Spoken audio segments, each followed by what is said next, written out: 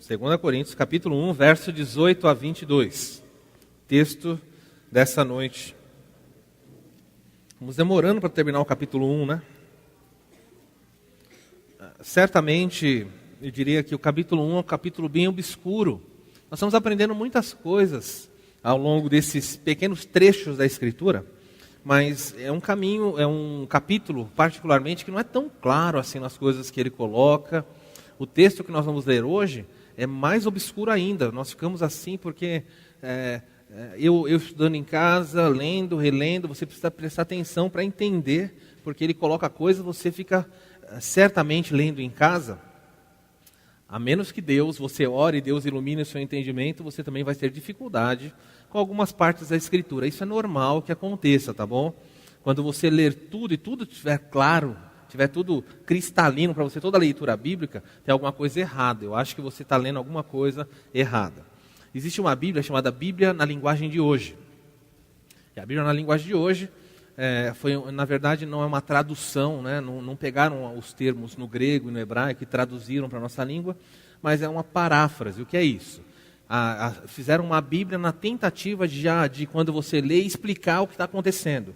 Então, ela ajuda em alguns casos, mas em outros casos, você não está lendo a Bíblia em si, a palavra de Deus, mas você está lendo o que o editor daquela Bíblia entendeu daquele texto, o que torna a prática perigosa. Mas, em alguns textos da Bíblia, ajuda quando você está num lugar muito obscuro e fala, não sei, aí você vai para outras versões de Bíblia. Eu diria para você, compre Bíblias, tá bom? Versões de Bíblia, melhor falando. Há tantas em português, há povos que não têm acesso a nenhum, e nós temos tantas que você pode ler. Há versões no celular, que você pode baixar 10 tipos de versões, e aí quando você vai lendo, o que uma versão não foi muito clara, quem sabe a outra versão joga um pouquinho de luz, e aí você consegue, na busca da compreensão melhor do texto, ser auxiliado. Dito isto, nós vamos olhar o texto dessa noite, que diz assim: antes Deus é fiel, e a nossa palavra para convosco não é sim e não, porque o Filho de Deus, Cristo Jesus, que foi por nosso intermédio anunciado entre vós, isto é, por mim e por Silvano e Timóteo, não foi sim e não, mas sempre nele houve o sim. Por quantas são as promessas de Deus, tantas tem nele o sim. Porquanto também, por ele é o amém para a glória de Deus, por nosso intermédio. Mas aquele que nos confirma para convosco e nos ungiu é Deus, de quem também nos selou e nos deu o penhor do Espírito em nossos corações. Até aí. Viu como é um texto difícil? Você lê e fala, sim é não, e por todas as coisas é sim, você olha e fala, que texto é esse? E naturalmente, quando você faz essa leitura na sua casa, você fala, essa parte não é importante não, e já passa, porque não fez sentido. Isso acontece quando você está lendo a Bíblia, e acontece quando você está lendo qualquer tipo de literatura. Quando você está lendo um livro na sua casa e a página está chata, o que você faz? Você demora mais para pegar um dicionário para ver as palavras e entender? Não, o que você faz? Você vira, fala, essa parte aqui não vai fazer falta. Mas na Bíblia você não pode fazer isso, porque as partes fazem falta. O que está acontecendo aqui? O apóstolo Paulo, vocês sabem, está escrevendo essa carta para a igreja para defender o seu apostolado. Você tem que ter em mente, ao longo de toda a leitura desse livro, que essa daqui é uma carta de defesa. Paulo está escrevendo para falar, eu sou apóstolo, eu sou um apóstolo. Por quê? Porque existiam pessoas na igreja que acusaram o apóstolo Paulo de não ser um apóstolo de verdade, e algumas dessas pessoas já tinham mudado de opinião, acreditando que Paulo era, mas existiam pessoas na igreja que ficaram tanto balançadas, com dúvida, será que Paulo realmente é um apóstolo ou não é apóstolo? E entre as muitas acusações que o apóstolo Paulo recebeu, ao longo do seu ministério como um todo, não só aqui em Corinto, era de que Paulo não tinha sido um dos apóstolos que acompanhou o ministério de Jesus. Então eles diziam, Paulo é um apóstolo fajuto. Paulo conta que viu Jesus na estrada de Damasco, mas não dá para acreditar. Você vai acreditar na visão dele? Ele está te contando. Quem mais viu? Só ele. Então, não dá para acreditar nele. Outros diziam assim, olha, o apóstolo Paulo, nem os judeus reconhecem o ministério dele. Olha que Pedro, os outros, todo mundo reconhece. Mas Paulo, os judeus nem no povo dele, os patrícios dele não concordam com ele. E neste caso aqui, a igreja de Corinto estava acusando o seguinte: o apóstolo Paulo não é digno de confiança porque ele disse que iria passar primeiro em Corinto e depois iria para Macedônia.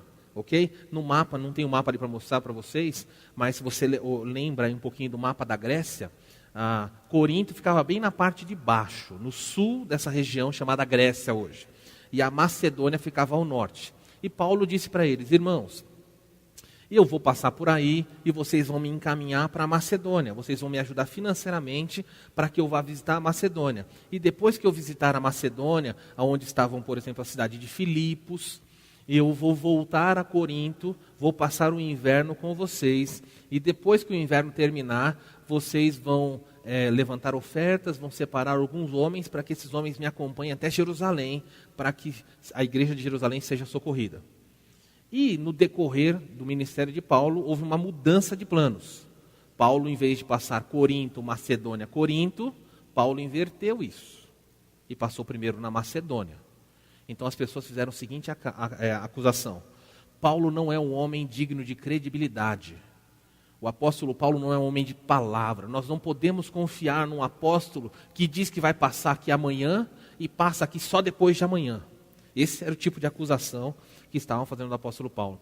Abandonem esse homem é um homem malvado, é um homem que não tem valor. Por quê? Porque ele mudou o seu itinerário de viagem. Um apóstolo verdadeiro nunca mudaria isso. Entenderam? É só isso. Então, nesse trechinho de hoje, nós vamos falar sobre credibilidade. Paulo quer dizer para as pessoas o seguinte: irmãos, eu sou digno de credibilidade. E o assunto credibilidade é tão importante porque nos nossos dias é um assunto tão atual. Como nós estamos precisando, nós somos carentes, principalmente como nação, nós somos carentes de pessoas dignas de credibilidade. Talvez você acompanhou de relance, viu algumas das manchetes aí na internet sobre as manifestações que têm ocorrido no nosso país. E uma das acusações que as pessoas fazem contra a atual presidente, o ex-presidente e outros membros do Senado e da Câmara de Deputados essas pessoas não são dignas de credibilidade. Esses homens não acreditem neles. Na sexta-feira, acho na quinta ou na sexta-feira, acho que foi na quinta-feira, o Ministério Público de São Paulo pediu a prisão preventiva do ex-presidente Lula. E o desenrolar disso, ainda a juíza da quarta vara lá em São Paulo vai decidir, mas uma coisa interessante aconteceu. A defesa do ex-presidente atacou a credibilidade dos promotores. E disse: esse homem não é o promotor natural. Esse homem é um absurdo que ele está pedindo. É um ataque à credibilidade. Nós vivemos numa época e num momento específico em que as pessoas estão querendo acreditar. Precisam de pessoas de palavra, pessoas confiáveis. Se isso lá fora hoje está no burburinho, está sendo aclamado, nós queremos pessoas que nós podemos confiar. Chega de corrupção, chega de desvio, chega de mentira. Nós queremos pessoas honestas, queremos pessoas de fibra. Isso, quando é transportado para dentro da igreja, é assustador. Nós vivemos um cenário no nosso país em que os crentes estão perdendo rapidamente a credibilidade. Você fala para alguém, anos atrás, para você ter uma ideia do que eu estou dizendo, quando alguém dizia, eu sou crente, o mundo olhava e falava assim, pode confiar nessa pessoa. Eu dou minha palavra que eu passo aqui no fim de semana para pagar.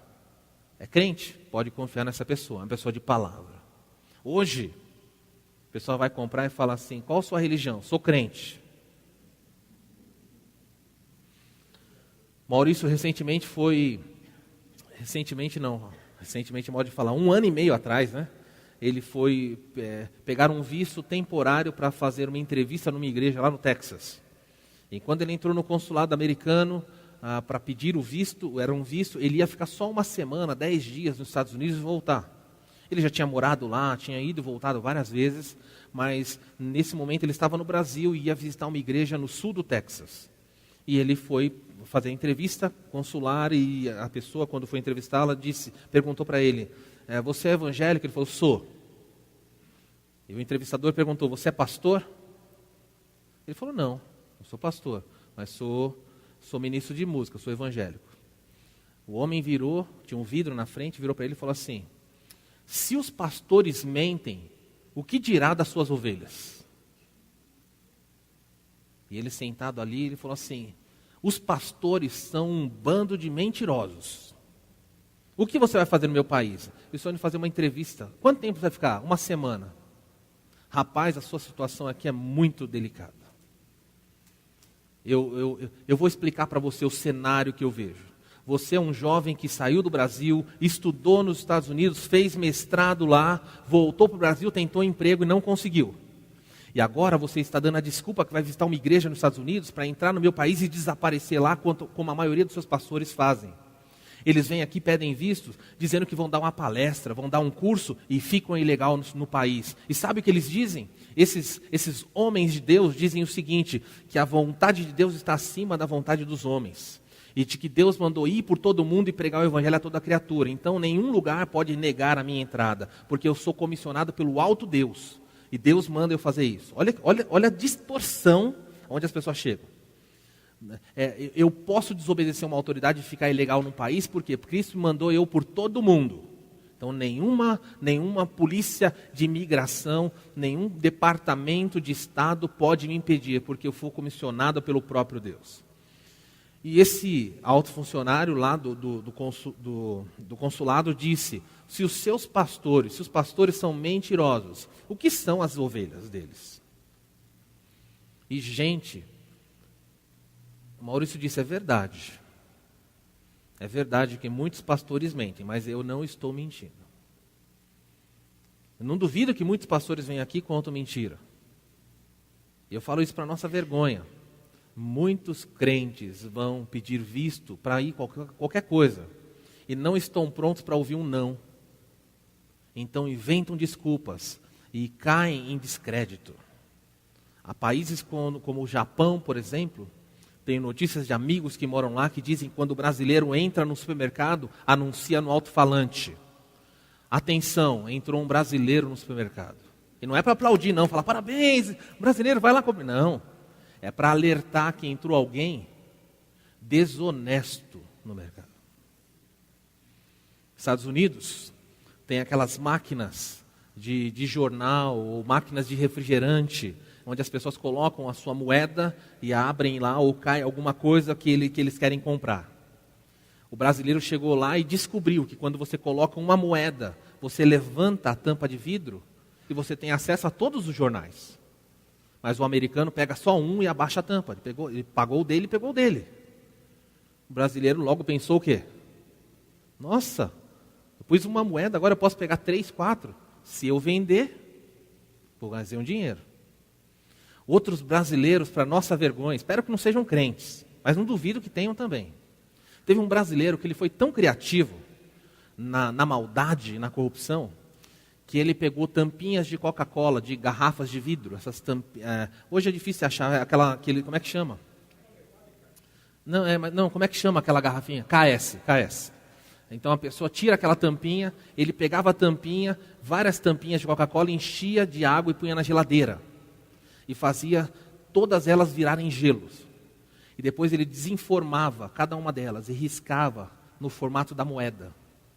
E ele ia nos lugares onde tinha coisa que ele queria e ele colocava a moeda de gelo no lugar. E a moeda entrava e caía. E a máquina abria e soltava a bebida e o refrigerante.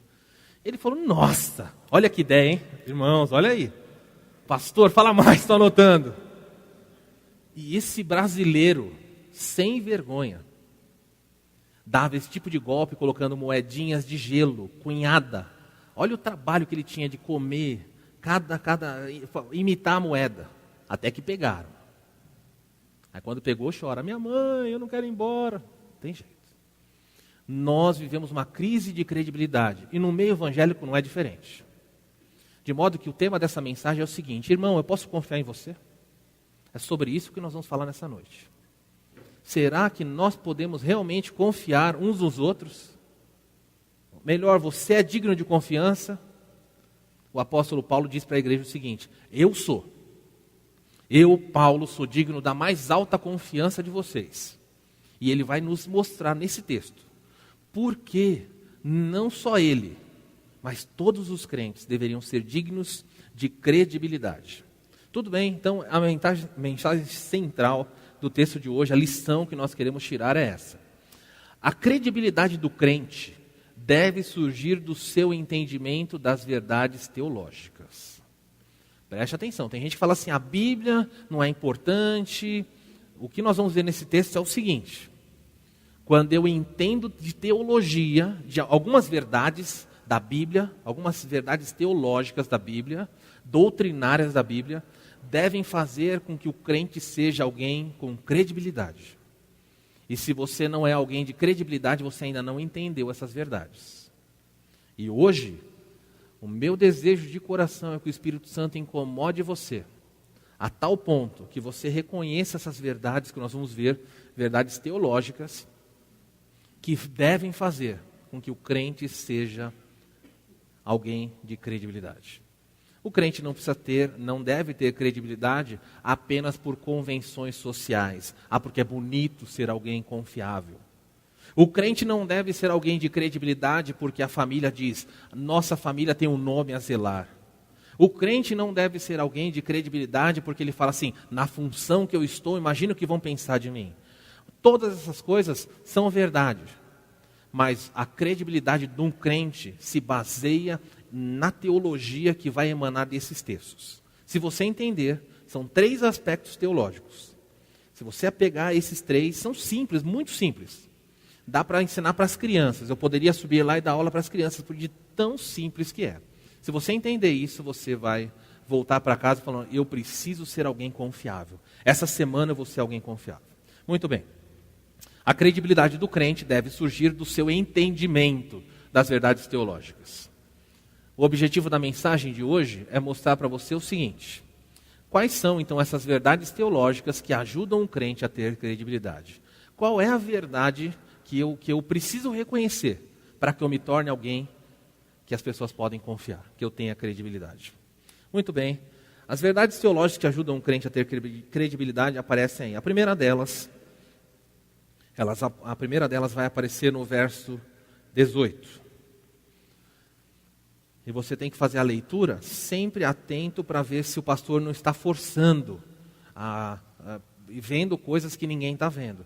E se você percebe que qualquer líder, qualquer pregador está ensinando alguma coisa que não está no texto, é seu dever desconsiderar e é seu dever procurar o pastor e falar, pastor, isso que você falou, eu não achei no texto de jeito nenhum, me desdobrei aqui, mas não achei. Porque há pessoas que vêm para o púlpito e inventam coisas. Não é função do pregador inventar, é só função mostrar. Tá bom? Então vamos ver qual é a primeira verdade teológica que deve fazer com que o crente seja alguém de credibilidade. Verso 18 diz assim: antes, como Deus é fiel, a nossa palavra para convosco não é sim e não. Vou ler de novo. Antes, como Deus é fiel, a nossa palavra para convosco não é sim e não. Primeira verdade teológica que surge aqui é essa. Paulo diz o seguinte, eu sou confiável, e os argumentos de Paulo se baseiam na teologia. Ele diz o seguinte, eu sou confiável porque Deus é um Deus fiel. Preste atenção onde o argumento dele, onde vai chegar. Paulo diz assim, pelo fato de o Deus soberano que me chamou para ser um embaixador, um servo dele neste mundo, assim como esse Deus não é um Deus de sim e de não, eu também não sou. Por que você não é assim, Paulo? Alguém que fica falando sim e não. Alguém que fala sim, mas está pensando em não fazer. Não, eu não sou assim não. Ele diz assim, antes como Deus é fiel, eu também. A razão da minha credibilidade, vocês devem acreditar em mim. Por quê? Porque Deus que é fiel me chamou. E eu sei que a fidelidade dele deve ser vista na minha vida. Há outros textos da Bíblia em que o próprio Deus pede para que o caráter dele seja reproduzido na vida dos seus filhos. 1 de Pedro ele diz assim, sede santos porque eu sou santo. Nós não temos um texto bíblico que ele fala, seja fiel porque eu sou fiel. Mas nós podemos tirar desse texto a seguinte lição. Quando eu sei que o meu Pai é digno de confiança, que os juízos do meu Pai, que o caráter do meu Pai é alguém em que todos podem confiar, eu que sou filho dele, devo espelhar esse caráter, me devo vir nesse mundo, de tal maneira que as pessoas identifiquem, nossa, é a cara do pai, olha como ele parece com o pai dele. Algumas vezes nós ouvimos esse tipo de frase e nós ficamos cheios de si, não é? Contentes. Quando alguém diz assim, é a cara da mãe. Olha, é a cara do pai. A pessoa fala, ai, que bom. Não sei se é elogio sempre quando está dizendo isso, mas nós gostamos de ouvir. A criancinha nasce e as pessoas vão visitar e começam a falar assim, é a cara da avó. O outro fala, não, parece seu tio. E aí começa. Todo mundo tenta ver na criança o quê? A imagem de alguém. Para dizer, olha que bonitinho, olha, lembra, tem a boca. Aí para conciliar a família, ficar todo mundo contente, fala, tem os olhos do pai, a boca da mãe, não sei o quê, tal. Mas ninguém diz qual é o coração.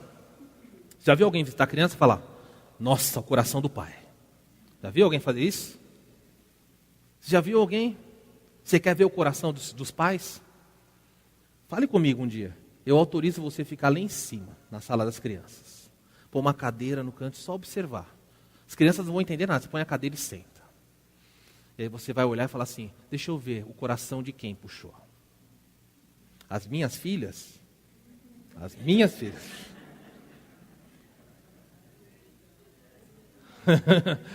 De quem será que elas puxaram o coração? Eu, uma pessoa tão maravilhosa, obediente, extraordinária. Às vezes eu olho para elas e falo, não me reconheço. Eu falo assim, vocês são minhas filhas? Gente, quantas vezes nós agimos da mesma maneira. E eu gostaria que as pessoas vissem na minha filha e falassem, nossa, o coração é igual ao do pastor. No aspecto positivo do comentário. Eu gostaria, assim como Deus quer que as pessoas olhem para você e falem assim, você é filho de quem? E você fala, eu sou filho do Deus que é fiel. Se eu sou filho do soberano que é fiel em todas as coisas, eu não sou alguém que digo sim e não. Eu sou alguém que quando digo sim eu faço e quando eu digo não, eu também não faço. Os crentes precisam aprender a ser assim. Marcou um compromisso? Honre. A Bíblia fala para você honrar os seus compromissos até com prejuízo pessoal. Quantas vezes nós falamos e as palavras da nossa boca perdem todo o sentido? Porque as nossas promessas, aquilo que nós verbalizamos logo se passa. E Deus olha e fala assim, olha, vocês não estão parecendo nada comigo. Porque assim o apóstolo Paulo fala, assim como Deus é fiel, eu também sou fiel. Eu sou digno de credibilidade. E a razão é uma razão teológica. Eu sou assim, porque eu sou servo de um Deus. Sou filho de um Deus, que é plenamente fiel em todas as coisas. Você já pensou se todos os crentes dessa comunidade e do Brasil levantassem amanhã dizendo, a partir de hoje, eu vou ser confiável, fiel, fidedigno, porque quando as pessoas olharem para mim, elas não vão ter dúvida quem é meu pai. Já pensou o que aconteceria? Que grande lição esse mundo teria? Já pensou se a sua família essa semana experimentasse e você uma fidelidade extraordinária, pelo simples fato de você falar, eu sou filho de um Deus que é fiel, devo refletir esse caráter. Essa é a primeira razão teológica, pela qual você tem que ser alguém confiável, não pode ser alguém que é mais, que diz sim e não, você tem que ser alguém com firmeza. O crente pode mudar de opinião? Pode, não é que, falei sim, agora tenho que fazer, não.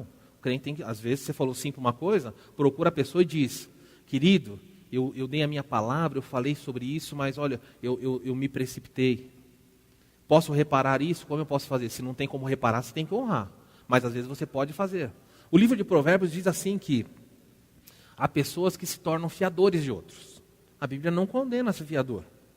A Bíblia não diz que é errado ser fiador, em hipótese alguma. Mas a Bíblia diz que se você se tornou um fiador de um estranho, ela nos diz o seguinte, corre depressa, humilha-te para a pessoa e pede para a pessoa tirar o seu nome dali.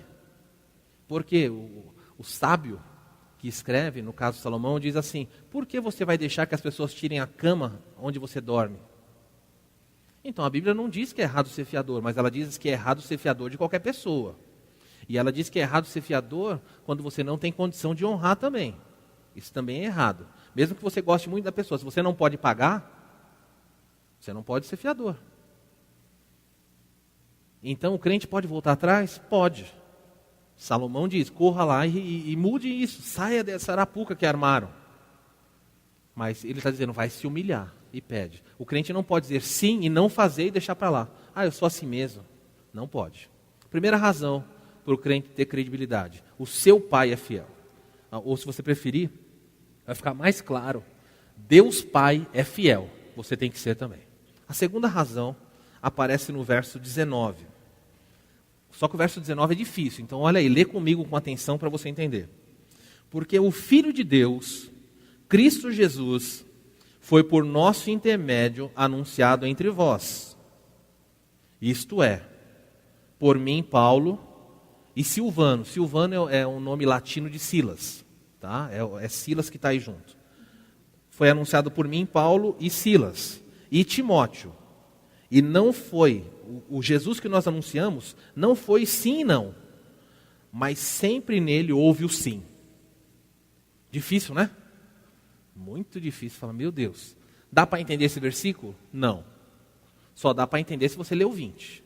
Se você não ler o 20, esse texto fica solto no ar. E aí você vai fazer estrago porque você vai criar coisas. Mas quando nós lemos o 20, o sentido do 19 é explicado. Olha o que ele diz. Não sei se vai ajudar muito, mas a resposta está aí. Porque quantas são as promessas de Deus, tantas tem nele o sim. Porquanto também por ele é o amém para a glória de Deus e por nosso intermédio. Pastor, não ajudou em nada. Eu li o 20, o 19 não está fazendo nenhum sentido para mim. Então vamos devagar, vamos tentar explicar aqui. Primeira razão teológica para você ser alguém de credibilidade. Você tem que ser alguém de credibilidade porque o seu pai, Deus, o nosso Pai, é fiel. Você tem que ser igual a Ele. Segunda razão vem aí. Se Deus, o Pai, é fiel, Deus, o Filho, cumpre tudo o que o Pai disse. É o que vai aparecer aqui nos 2 versos. Preste atenção. Olha o argumento de Paulo. O Pai é fiel. E o Filho? O Filho também. Olha o caráter do Filho. Jesus cumpre tudo o que o Pai disse. Onde está isso? Vamos ler com calma agora. Olha lá. Porque o Filho de Deus, Cristo Jesus, que foi por nosso intermédio anunciado entre vocês, isto é, por mim, Paulo, Silas e Timóteo, não foi sim e não. Quando nós falamos de Jesus entre vocês, nós não ficamos falando assim, Cristo é isso, daqui a pouco não é não. Paulo falou, quando nós dissemos sobre Jesus, nós falamos, Cristo é o Salvador, Cristo é o Senhor, Cristo é a luz, Cristo é o caminho, Cristo é a porta. Paulo diz, nós não ficamos, Ele é a porta e não é, Ele é o caminho e não é. Não, Ele é o caminho. Ele é a verdade. Então ele fala assim, olha, quando nós anunciamos Jesus entre vocês, nós não deixamos vocês ficarem com dúvidas a respeito de quem é Jesus. Nós dissemos sim e não sobre quem Ele é. Por exemplo, Jesus não é o quê? O que Jesus não é? Não é pecador. Você acha que o apóstolo Paulo, vocês acham que o apóstolo Paulo anunciaria assim, dizendo, olha, Cristo pecou, Paulo? Que eu saiba, não. Se alguém falar isso, como você sentiria? Cristo pecou? Eu não vi. Não? Paulo, Cristo pecou? Me fale com certeza. Olha, me disseram que não.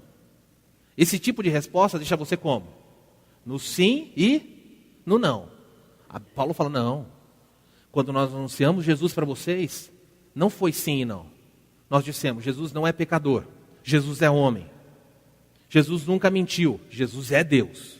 Ele é a verdade, Ele é a vida. Então Paulo falou, eu deixei bem claro para vocês, não há dúvida sobre quem Jesus é. Sim e não, se surgirem, é invenção de vocês. Para nós, a pregação minha, de Timóteo e de Silas foi exatamente a mesma. Quem Jesus é. E não há dúvida, vocês não devem ter dúvida.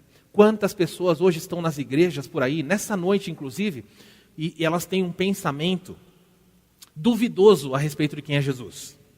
E você pergunta quem é Jesus, as pessoas dizem, foi um grande mestre. Isso é verdade, ele foi um grande mestre. Outras pessoas dizem, Jesus foi uma pessoa iluminada. Isso normalmente se ouve no espiritismo. As pessoas dizem, Jesus foi um grande mestre iluminado. Você perguntar para algumas pessoas, quem foi Jesus? Ela falou, foi um budista. Jesus foi alguém zen. Jesus foi alguém místico. Outros vão dizer, Jesus foi um bom homem. Jesus foi foi o melhor homem que andou neste mundo, um homem extraordinário. E todas essas respostas, elas carecem, algumas já são rejeitadas de pronto, outras precisam ser explicadas um pouco melhor. Ah, Jesus é um bom homem? É só isso? A pessoa fala sim. Bom, se Jesus é só isso, então ele não é um bom homem, ele é um mau homem. Ele disse que ele é Deus, então ele mentiu. Logo, se ele mentiu, ele não pode ser um bom homem, ele é um homem perverso. Ou Jesus é quem ele diz ser, ou Jesus é a maior farsa que esse mundo já criou. Ou Jesus é Deus, ou Jesus é um ser humano, repugnante, abominável. Porque ele afirmou coisas, eu e o Pai somos um. E Paulo diz, nós não pregamos para vocês dúvida nenhuma sobre ele. Até aí ficou claro esse versículo? Não há dúvida na pregação de Paulo. Continuando. No finalzinho, isto é, por mim, Silvano e Timóteo, a pregação de Jesus não foi sim e não. Presta atenção agora que fica um pouco mais difícil. Mas sempre em Jesus houve o sim. Em Jesus sempre houve o sim. Sim ao quê? Ele vai continuar. Porque quantas sejam, ou quantas são as promessas de Deus, tantas em Jesus recebem o sim. Olha o que Paulo diz. Não importa quantas promessas Deus Pai tenha feito, em Jesus todas elas recebem o sim, o cumprimento. Não importa quantas promessas foram levantadas por Deus no Antigo Testamento, na vida de Jesus, todas as profecias ditas sobre ele receberam o sim de Deus. Por exemplo, eis que uma virgem conceberá. Qual foi a resposta em Jesus? Sim, aconteceu exatamente, cumpriu.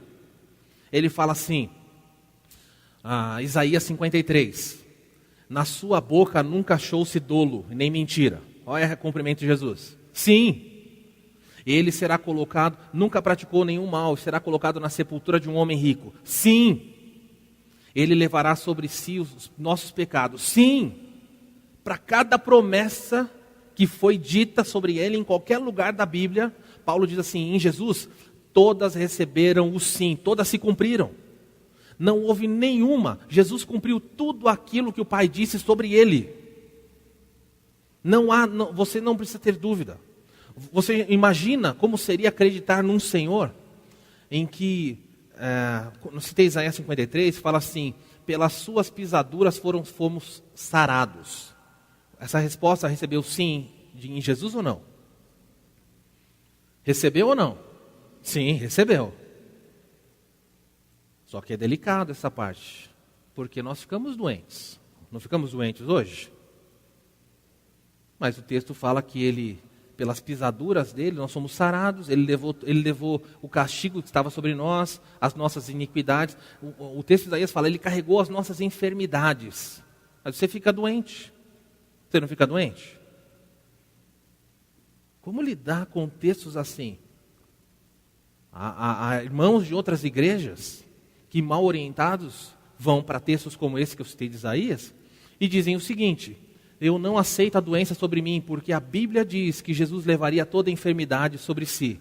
Então, se eu sou diabético, eu não vou mais tomar insulina. Se eu sofro de algum tipo de mal em qualquer parte do meu corpo, remédio nunca mais, dor de cabeça. Por quê? Porque o Senhor Jesus levou todas as enfermidades sobre ele. Olha, isso é errado. Quando a Bíblia diz que Jesus levaria as enfermidades das pessoas, o que Jesus fez durante o ministério terreno dele aqui? Ele fez exatamente o que foi dito que ele faria.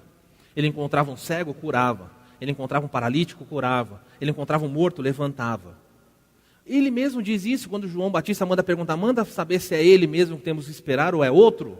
Jesus diz, volte e conte para João o seguinte, os cegos estão vendo, os coxos estão andando, os mortos estão ressuscitando. Diga para João que ele não precisa acreditar na minha palavra, ele deve acreditar no Antigo Testamento. O Antigo Testamento diz que o Messias faria isso, porque todas as promessas que foram feitas pelo Pai em Jesus recebem o seu cumprimento, o seu sim. É isso que o apóstolo Paulo está falando. Olha qual é o argumento de Paulo. O Pai é fiel e o Filho. O Filho também é fiel. Por quê? Porque ele cumpre tudo aquilo que o Pai disse. Logo, qual o desdobramento disso? Se o pai é fiel e o filho é fiel que cumpre tudo que o pai falou, o filho é Deus. E o que tem a ver conosco? Nós precisamos ser fiéis. Por quê? Nós dizemos hoje que nós somos o quê? Você é filho de Deus? Não precisa responder. Cada um tem uma resposta aí. Pode ser que você fala, não sei. Outros vão falar, sou. Se você é filho do Deus que é fiel, você tem que ser fiel. A sua credibilidade tem que estar numa razão teológica. Eu sou fiel, eu sou fidedigno, eu tenho credibilidade porque meu pai é fiel. Em segundo lugar, porque o meu irmão é primogênito, ele é um irmão fiel. Eu sou uma família de gente fiel. Então, eu preciso espelhar o caráter dessa família. O meu irmão e meu pai são fiéis. Não faz sentido eu viver uma vida em que as pessoas não podem confiar em mim. Essa é a razão teológica que o Paulo está dando nesse texto. Olhe para o texto ainda. Porque quantas são as promessas de Deus, não importa quantas sejam, em Jesus todas elas receberam um sim. Porque também por Ele é o amém, para a glória de Deus. O que é isso? O que é amém? Ele está dizendo assim, porque em Jesus foi o cumprimento, o assim seja. Em tudo que Deus falou, Jesus falou, assim seja. Vai acontecer. E aconteceu. Então nós vemos a fidelidade de Deus e a fidelidade de Jesus, que cumpre o que o seu Pai falou. É assim que nós temos que olhar. Pegue qualquer promessa do Antigo Testamento, qualquer uma delas a respeito de Cristo e abale ela. Só uma, hein? Tem muitas, inúmeras. Pegue só uma e chacoalhe ela um pouquinho. Jogue um pouco de dúvida nela e veja qual é o sentimento que surge no seu coração. Por exemplo, a Bíblia diz... o nosso Deus, que é fiel, diz o seguinte: quem crer no meu Filho tem a vida eterna. Vamos pegar só essa promessa e colocar assim: Paulo, quem crê em Jesus tem a vida eterna? Pode ser. Quem crê em Jesus tem a vida eterna? Olha, eu acho que sim. Como você sentiria com essa promessa? Se em Jesus não receber sim. Você quer que Jesus fale o quê? Isso, amém, Pai. Quem crê em mim vai ser salvo. Ainda que morra, viverá. Olha, como pastor, uma das coisas que eu não gosto de fazer, mas faz parte do meu ministério. Eu vou a muitos velórios. Comum em velórios. E olha, de memória, não me vem à mente, com exceção de raríssimas ocasiões, raríssimas, em que teve velório, tá bom? Às vezes lá fui em crematório, aí no crematório, quando eu fui em lugares, cemitério vertical, em Guarulhos, outros lugares aí, não vi isso. Mas, normalmente, você vai no velório e você vê frases atrás do caixão do falecido. O que normalmente as frases lá dizem? Descanse em paz. Essa as pessoas desejam. Mas normalmente é muito comum encontrar versículos bíblicos, citações de textos bíblicos. Que tipo de citação? É muito comum chegar assim, tem aquela coroa e tem uma frase lá. O pó volte à terra assim como Deus... O pó volte à terra assim como era e o Espírito volte a Deus que o deu. Ok. O que mais? Isso que meu pai citou aqui é top 10, hein? Eu sou a ressurreição e a vida. Está lá, assim, enorme. Só que qual que é a continuação do versículo? Aquele que crê em mim. Aí você olha a pessoa e fala, creu? Não. Mas a frase está dizendo, eu sou a ressurreição e a vida. Mas ele creu? Não. Mas ele está num bom lugar, que Deus o tenha. Não está num bom lugar. Ele está ardendo no fogo do inferno. E é terrível, é assustador participar de velórios onde as pessoas não conhecem a fé verdadeira. É desesperador você ficar num ambiente e ver que as pessoas estão se apegando em grama, em capim. Gente, não tem o que elas se segurarem. Elas ficam ali recitando frases e ficam falando coisas. E você fala assim, mas não, tudo que você está falando é verdade, mas não se aplica a essa pessoa. Mas eu e você podemos descansar, porque tudo que o nosso Deus falou a respeito de Jesus, o próprio Jesus cumpriu, mostrando... O Pai é fiel e eu também. Sejam vocês da mesma forma. E Paulo diz, eu não sou alguém que prega sim e não. Porque o Deus é fiel me chamou. E porque em Jesus, a quem eu sirvo, todas as promessas foram cumpridas. Eu vivo da mesma forma entre vocês. Eu, Silas e Timóteo, não fomos sim e não. Nós mostramos para vocês o sim. Entenderam o que Paulo está dizendo? Razões profundamente teológicas para você ser crente e ser um crente bom, não meia boca. Seja fiel, seja fidedigno, tenha credibilidade, porque o Pai é fiel e porque o seu irmão, Jesus Cristo, cumpre tudo aquilo que o Pai disse. O finalzinho do verso diz assim, porquanto também, verso 20, porquanto também por ele é o amém, é aquilo, é para a glória de Deus, ou seja, Jesus cumpre tudo que Deus pediu, dá o amém a isso para que Deus seja glorificado. E Paulo termina assim, e por nosso intermédio também. O que significa por nosso intermédio? Assim como Jesus é o assim seja, nós devemos ser o quê? Da mesma forma. Você não pode ser alguém, você tem que ser alguém de palavra. A pessoa tem que falar assim, esse irmão falou? Pode confiar. Descanse.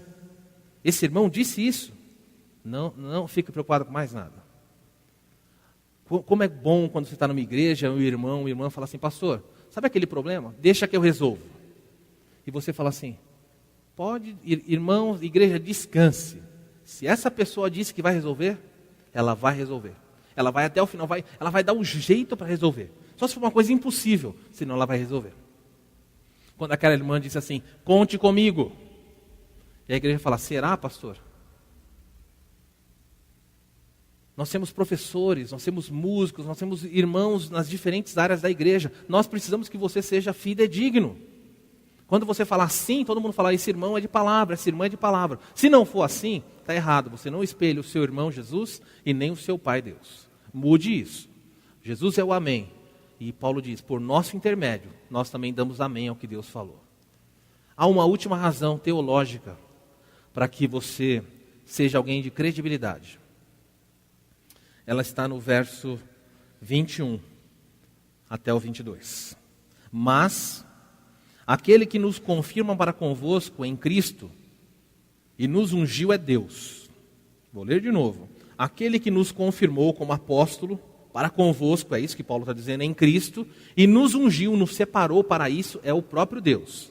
Presta atenção agora no verso 22. O Deus que também nos selou e nos deu o penhor do Espírito em nossos corações. Existe uma terceira razão teológica para que você seja alguém com credibilidade. O mundo tem que olhar para você e falar, olha que pessoa sólida. O pai dela é assim, o irmão dela é assim, o irmão dele é assim. Por fim, se Deus Pai é fiel, Deus Filho cumpre tudo o que o Pai disse, a última verdade é essa. Deus, o Espírito, garante que pertencemos a Deus. Percebe o argumento de Paulo? Como Paulo está afirmando garantias? O Pai cumpre o que diz. O Pai é fiel, promete. O Filho é fiel que cumpre. E o Espírito é a garantia de que você pertence a esses dois. Gente, se apagar os demais ali é muito importante. Isso daqui, você tem que ir para sua casa sabendo, eu recebi de Deus a garantia que pertenço a Ele. Olha só qual é o desdobramento disso aqui tudo. Deus está dizendo para você o seguinte, você me pertence. Quem é que falou isso?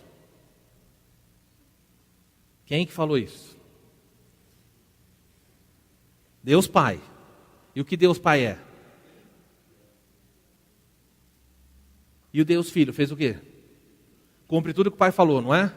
Uma das coisas que Jesus falou é, eu preciso ir. Porque se eu não for, o que não vai acontecer se eu não for lá?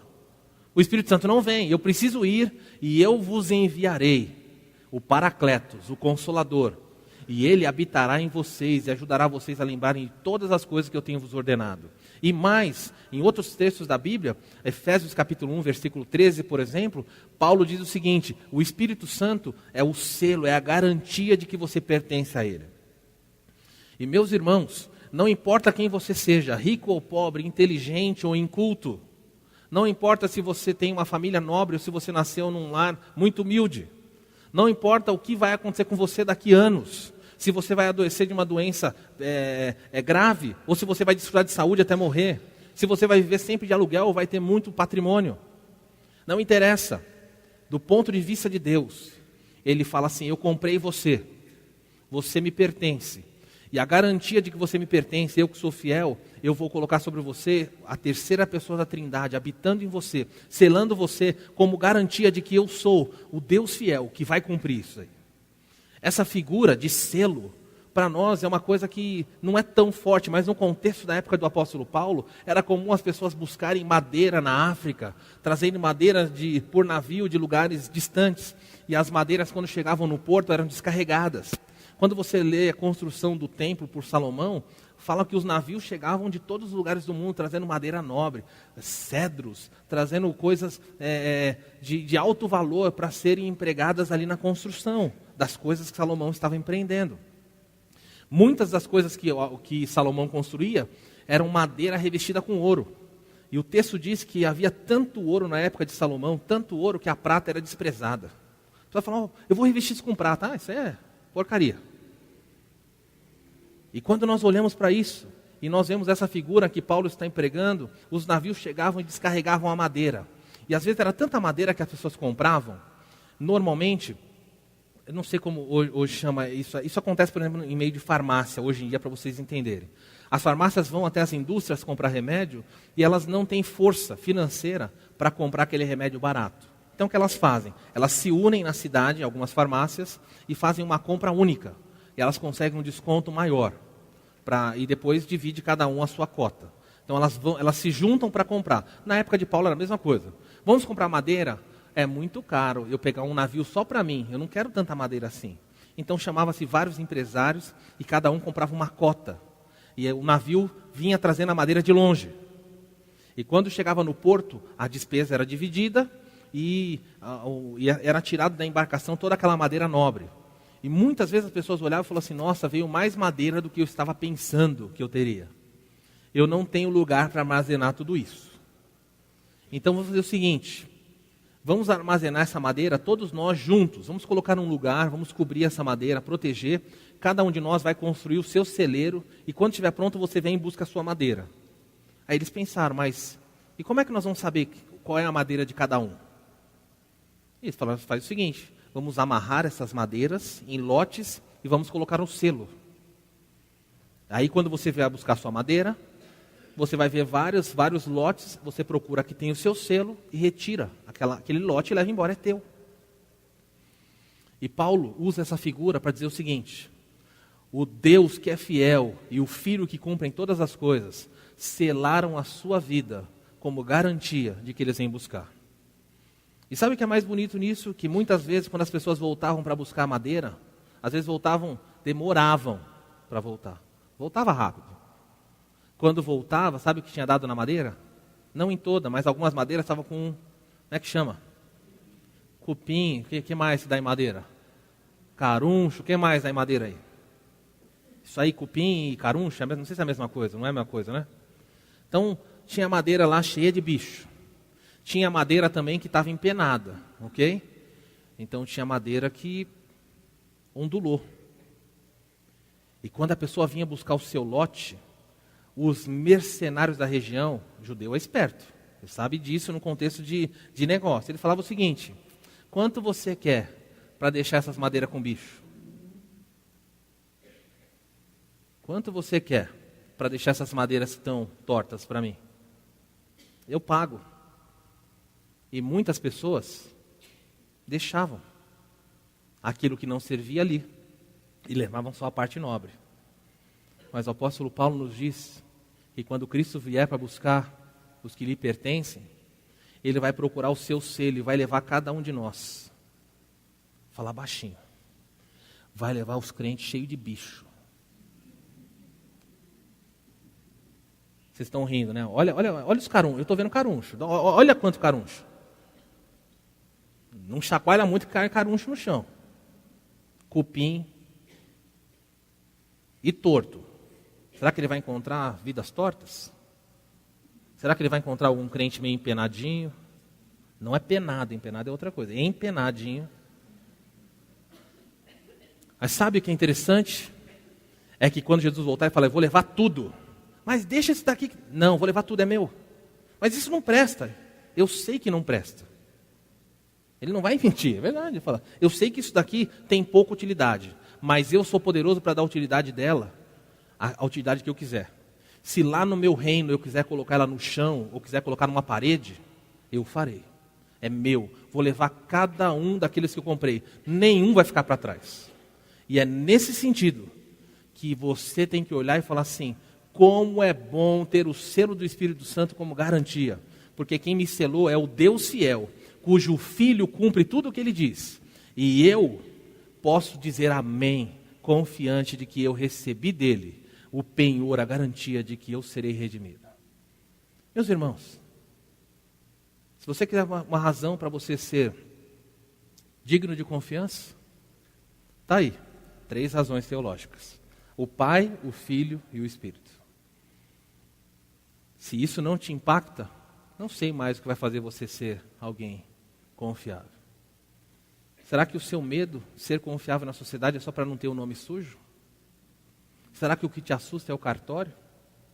Será que o que te assusta é a possibilidade de não poder comprar coisas que você quer?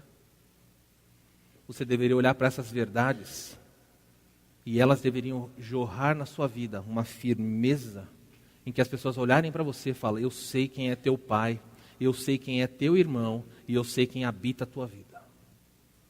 Isso é o crente. A boca dele, a conduta dele e a fé dele devem fazer com que ele seja a pessoa mais confiável deste mundo. Quero terminar com uma pergunta. Responda só no seu pensamento. Irmão, você é assim? Irmã, você é assim? É digno de confiança? Podemos confiar em você? Vamos abaixar nossas cabeças.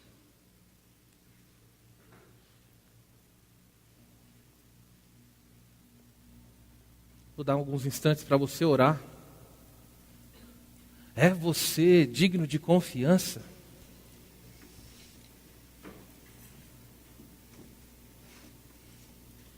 É você alguém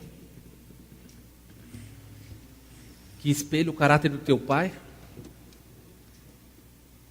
Ou quando as pessoas olham para você, não veem nenhum traço do teu irmão Cristo, do teu Salvador, do Senhor que fez você, o Senhor que é fiel, e não vê em você nenhum traço sequer da habitação da terceira pessoa da Trindade. Chega de sermos pessoas medíocres no aspecto da fé. Deus está atrás de crentes sólidos. Por isso Ele te trouxe aqui nessa noite.